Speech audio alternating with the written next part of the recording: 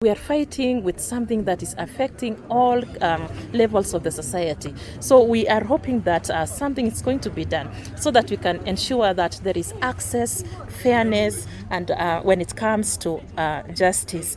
There is also issues to do with financial and procedural barriers that's also affecting our community. And even you are told, for instance, someone is coming from the farthest end of Nandi and you are told to come and report at Kapsabet. That is very, very, very costly as a family and also as a community. Jua wa mama zetu, watoto wetu wanadhulumiwa kijinsia bila kuongea.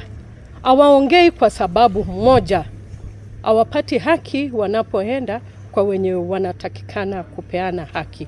Ya pili, hawapati haki kwa sababu